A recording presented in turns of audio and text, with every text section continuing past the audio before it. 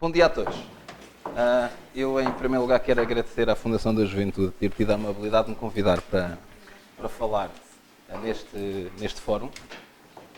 E demorei algum tempo até decidir como é que havia de chamar a minha apresentação, como é que havia de designar aquilo que eu vou falar. Então escolhi este tema, escolhi este título, A Vida é Difícil.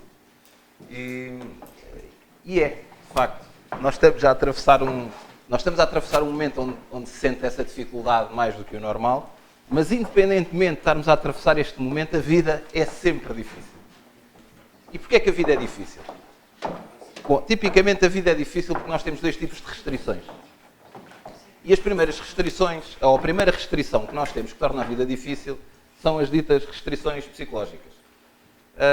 Eu outro dia li um artigo que relatava um estudo feito por uma empresa onde dizia, enfim, eu não sei da veracidade dos dados, não sei se é completamente verdade aqueles valores, mas não me admiro muito. 78% das pessoas que estavam a trabalhar estavam insatisfeitas com o trabalho que tinham ou pensavam mudar de emprego. Se nós aliarmos a isto, juntarmos a isto o número de pessoas que estão neste momento desempregadas, que segundo ali um outro orador do nosso painel irá falar também se calhar sobre o tema com muito mais propriedade do que eu, que o desemprego não é aquele que oficialmente está dito, mas que será um número muito, muito superior a isso, enfim, eu diria que nós temos uma data de portugueses muito tristes, muito infelizes. Uns porque não têm trabalho, outros porque têm, outros porque não gostam do que fazem, enfim, e passamos a vida um bocadinho a viver nesta tristeza.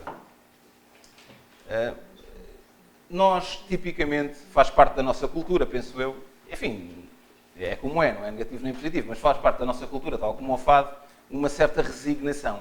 Nós somos um povo relativamente resignado. Tem coisas boas, pelo menos não destruímos Lisboa agora quando houve os cortes de salário e tal, como os gregos fizeram lá a Atenas. Portanto, tem estas vantagens da resignação, que é pelo menos não destruir por propriedade pública, mas depois também tem a desvantagem de às vezes pensarmos que temos pouca responsabilidade naquilo que na prática acontece. Ou seja, os psicólogos têm um termo para designar isto que eu acho fantástico, que é o locus de controle. É giro porque é estranho. É um termo assim, parece muito científico. Mas basicamente, locus de controle, o que é que quer dizer na prática? O locus de controle quer dizer onde é que nós achamos que está a responsabilidade pelo que nos acontece na vida. E há pessoas que têm o locus de controle externo, que é assim, tudo o que nos acontece na vida, de bom ou de mau, eu não tenho nada a ver com isso. É Deus, é o destino, é o vizinho do lado, é o meu colega de trabalho, é o meu chefe, sei lá, é a minha equipa, é sempre o mundo lá fora. Depois há outras pessoas, eu diria, se calhar que os portugueses, eu nunca fiz nenhum estudo sobre isto, um dia se calhar gostava de fazer, saber a percentagem dos portugueses que têm um locus de controle interno versus os que têm um locus de controle externo. Eu arriscaria dizer que a grande maioria terá o locus de controle externo, ou seja, atribui ao meio envolvente a responsabilidade por aquilo que lhe acontece. Depois temos, por outro lado, as pessoas que têm o locus de controle interno, ou seja, que assumem a sua responsabilidade naquilo que lhes acontece, não é? E tem muito a ver também com o título do livro, que há bocadinho foi referido, aquilo da sorte dá muito trabalho e tal. Eu acho que dá trabalho para as pessoas proativas com locus de controle interno, mas o que é isto da sorte? Enfim, a sorte é um misto eu diria, de talento com oportunidade. Porque todos nós na vida temos oportunidades. Nem todos temos o talento para aproveitar essas oportunidades. Portanto, a sorte, de facto, dá trabalho, que é criar muitas oportunidades e desenvolver muito talento, que é para quando a oportunidade surge, haver ali um match perfeito entre talento e oportunidade. Bom, mas estas são algumas restrições, como eu digo, que tornam a vida difícil, são restrições psicológicas, enfim, e depois outras, que têm a ver com a nossa forma, independentemente do locus de controle, com a forma como também lidamos com o meio envolvente. E temos também outras restrições, que são restrições externas, de facto. Há os cientistas da evolução, os que defendem a teoria evolucionista, enfim, têm um ponto de partida que é, muitas vezes, a dificuldade que faz gerar, digamos, o aperfeiçoamento das espécies, das espécies. E na prática, quando nós temos restrições ambientais, o que acontece é que as espécies, ou as pessoas, ou o que seja, que estão mais bem preparadas, que estão mais bem adaptadas ao meio envolvente, são aquelas que ganham, digamos, dominância. E, de facto, nós neste momento vivemos numa situação, e particularmente para o mercado de trabalho, que é isso que me traz aqui a falar, não outras coisas, nós vivemos, de facto, numa situação de grande pressão no mercado de trabalho. Eu só me lembro, e não tanto, lembro-me de haver assim uma situação de pressão grande, em especial num determinado setor, quando houve aí, aqui há uns anos atrás, a bolha das dot-coms.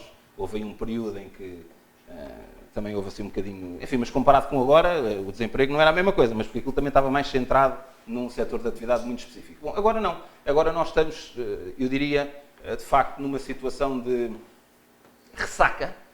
Ressaca em Portugal e ressaca mundial de alguns excessos que foram cometidos ao longo dos anos. E há bocadinho vinha no carro para aqui e vinha a pensar numa coisa. Vinha a pensar que eu estou a precisar de fazer o mesmo tratamento do mundo.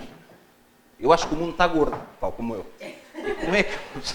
E como é que se chega a gordo? Eu cheguei a gordo comendo demais. O mundo chegou a gordo gastando demais e endividando-se demais. Portanto, imaginem que aqui as minhas banhas são a dimensão da dívida. Bem, enfim, há pessoas mais gordas do que eu, há países com mais dívida do que outros, não é? Mas pronto, imaginem isso. E se nós estamos gordos, aquilo que temos que fazer basicamente são duas coisas, não é? É fechar a boca, não é? Neste caso, nos países, gastar menos, a forma de fazer isso é fechar a boca, e fazer exercício, que é uma coisa que eu adoro.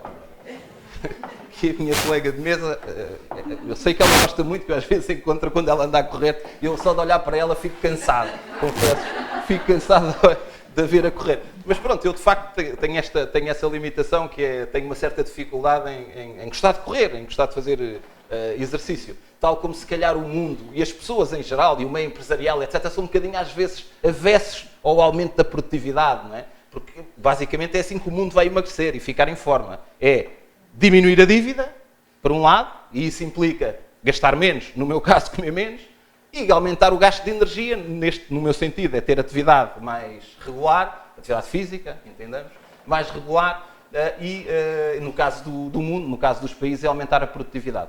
Nós temos claramente problemas de produtividade. E porque é que Portugal... Enfim, se bem que a nossa crise, como sabem, em Portugal, ou supostamente Portugal, no mundo é praticamente irrelevante no panorama da crise global, estamos a sofrer mais com ela porque não estamos preparados para a enfrentar, de facto. Porque temos um setor público com um peso muito grande na economia, o setor público tipicamente não é produtivo e eu diria que grande parte dele impede a produtividade, porque é burocrático, é complicado, etc. Portanto, isto é a situação onde nós vivemos. E depois temos empresas médias, grandes, fantásticas. Eu devo-vos dizer, eu tenho discutido este tema com algumas pessoas, e nós cá em Portugal, e a Xerox, onde nós estamos, é um caso disso, muitas nacionais a operar em Portugal são das mais produtivas do mundo. Do mundo. Obviamente, à escala, comparando. Não vou dizer que a Xerox de Portugal vende mais que os Estados Unidos, não é isso que eu digo. Enfim, não sei como é que é o caso da Xerox neste momento concreto, mas pronto, há muitas multinacionais que em Portugal têm uma posição relativamente melhor do que em outros pontos do mundo. As empresas cotadas, as empresas do PSI 20, são empresas que apresentam bons resultados.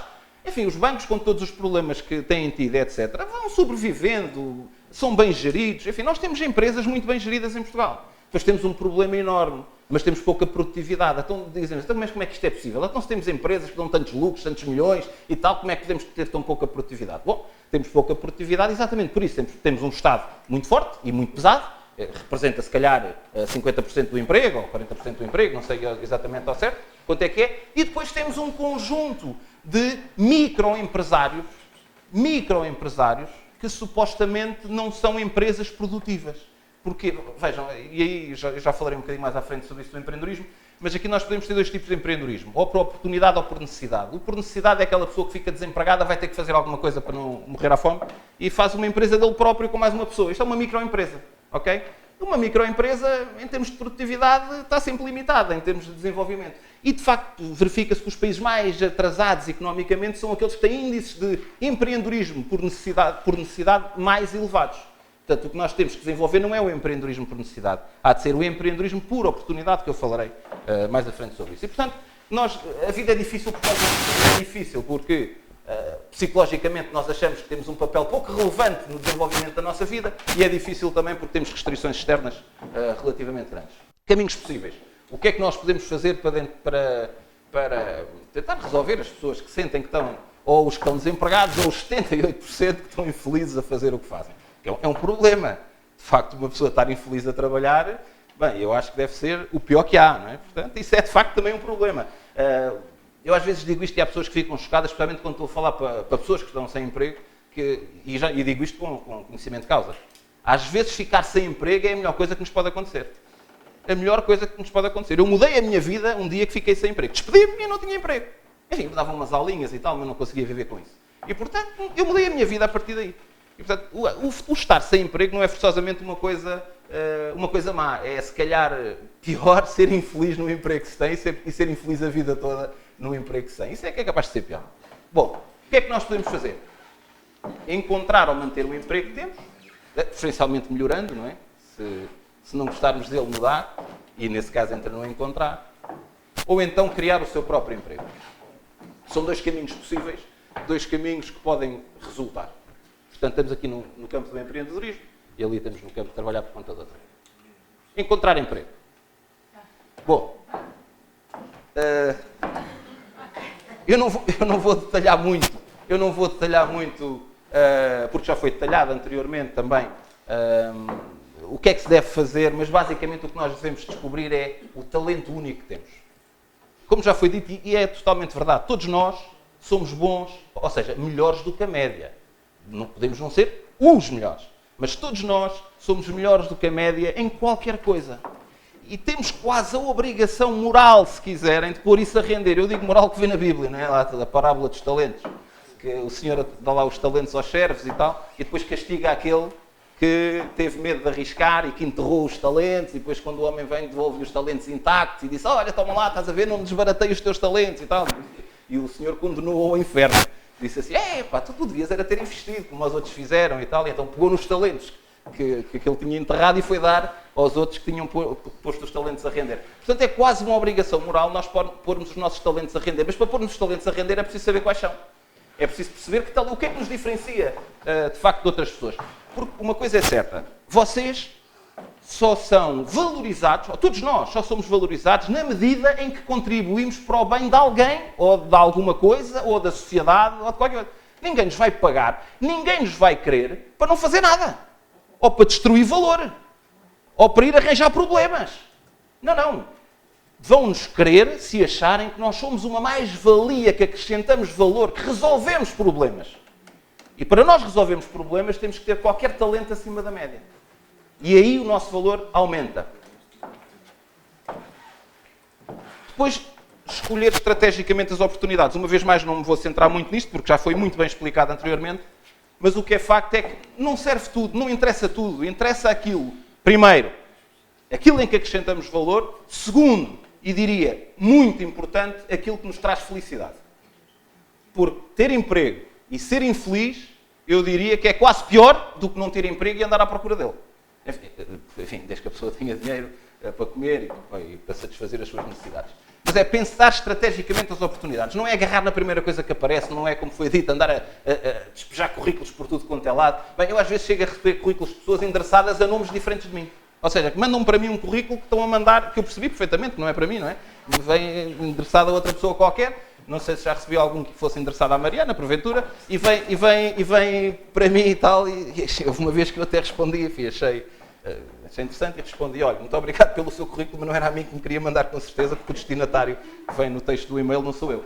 No e-mail vinha eu, claro, mas depois o caro não sei quantos não era eu, era uma cara, qualquer coisa. Bom, e portanto, isto é uma estratégia obviamente errada. Nós temos que pensar estrategicamente onde é que acrescentamos valor, o que é que gostamos de fazer e o que é que nos faz feliz. E uma coisa é certa, vocês só vão ser bons, todos nós, só conseguimos ser bons na vida naquilo que formos felizes a fazer.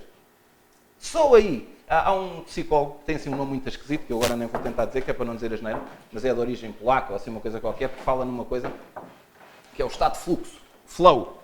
Não sei se já ouviram falar. O estado de fluxo é nós estarmos tão absorvidos, tão realizados, tão bem a fazer o que estamos a fazer que nem andamos pelo tempo de passar. É um estado maravilhoso. Eu, de facto, de uma vez na minha vida senti este estado de fluxo, era mais novo, uns aninhos, e andava numa fase em que adorava programar e tal. Hoje quase nem sei mexer num computador. Mas naquela altura, acredita, eu fazia programas de computador.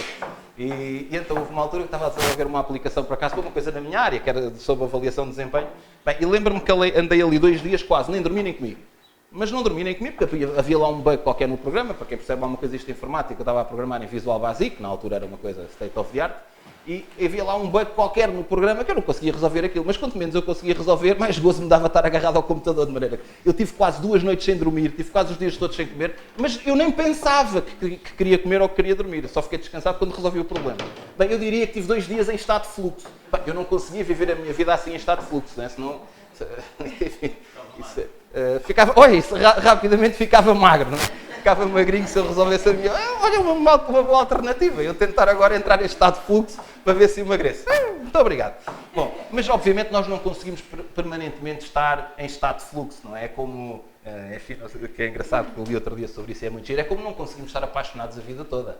A paixão matava-nos. Se nós estivéssemos apaixonados mais do que um determinado número de horas, meses, semanas... Ficava magro também, ficava magro. Mas a minha mulher não ia gostar da história, porque se eu andasse... Porque eu tinha que estar sempre a mudar de apaixonada. Porque enfim, segundo alguns estudos, nós não conseguimos estar apaixonados muitas vezes pela mesma mulher. Outro dia, estive com um sócio nosso internacional, dizia-me ele, eu tenho uma relação fantástica com a minha mulher e eu vivo em Miami. Ele é de São Francisco. Eu vivo em São Francisco e ela vive em Buenos Aires. E, portanto, eu disse, tu deves estar apaixonado há muito tempo. Nós temos há 6 anos.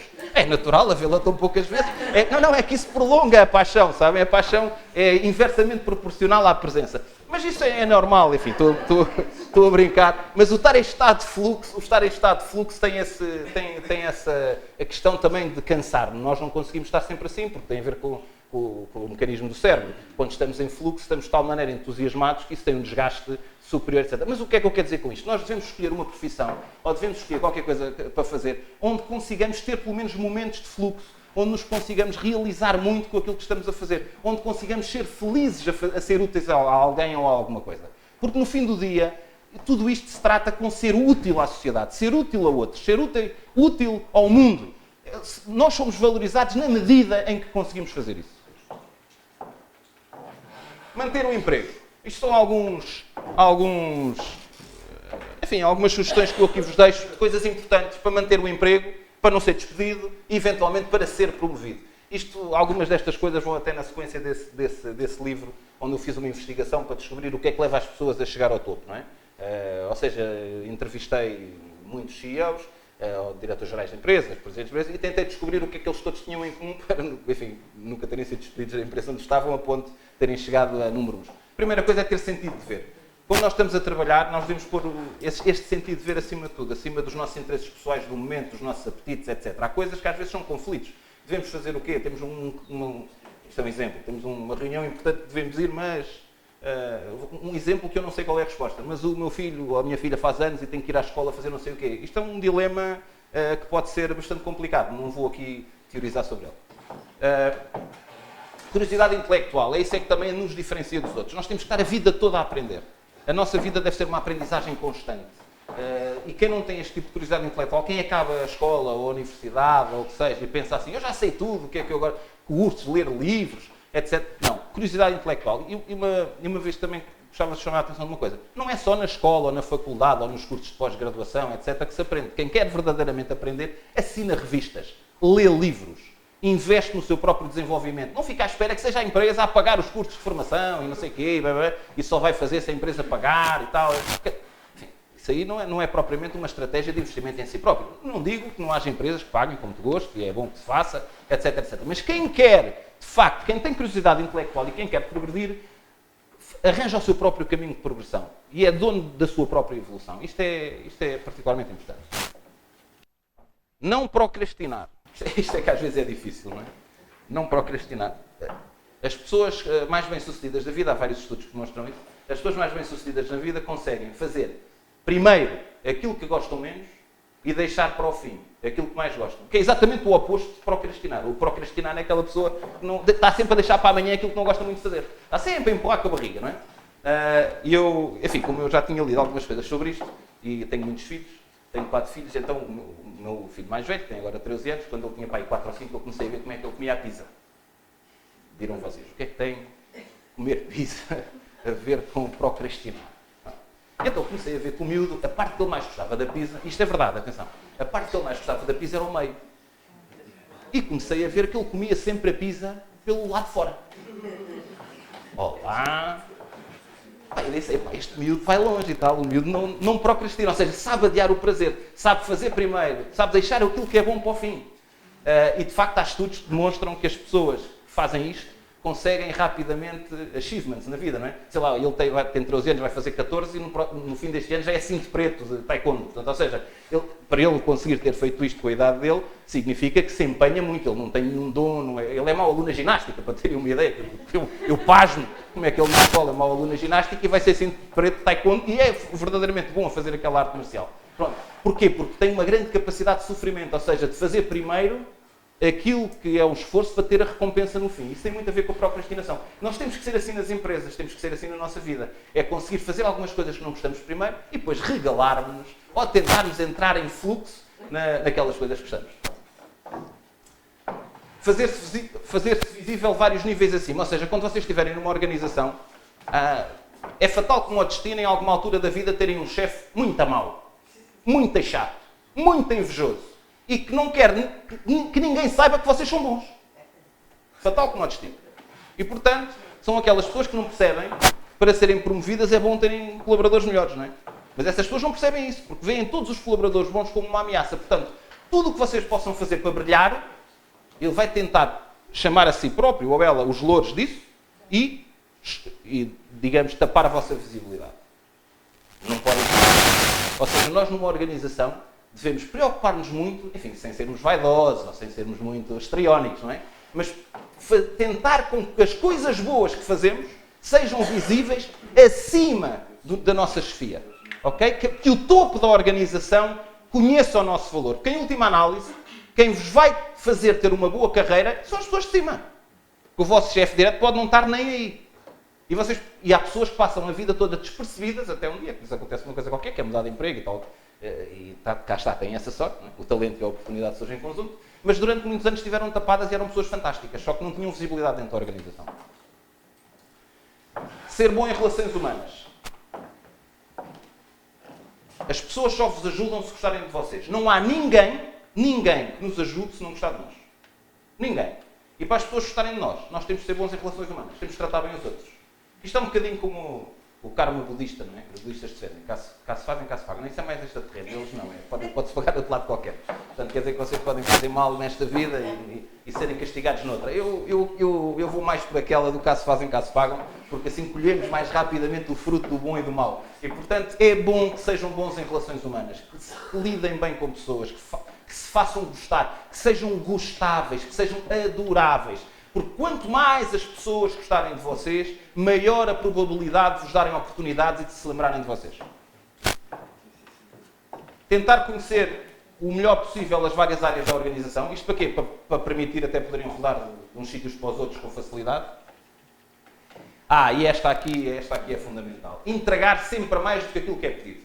Se vos pedem, temos que vender não sei o quê, ganhar não sei o quê de cota de mercado, até você, claro, sim senhor, vamos fazer. E depois a seguir, 20% mais. Se fizerem isto sistematicamente nas vossas várias áreas de atuação, a probabilidade de toda a gente gostar de vocês e de vos querer promover e de vos querer pagar mais é imensa. Imensa. O pior que há é quando entregamos menos do que aquilo que é pedido. Bom, o entregar mais do que é pedido entenda-se sempre relativamente, não é gastar mais do que é suposto. Não é? Se forem gastos, é tentar poupar mais do que é suposto.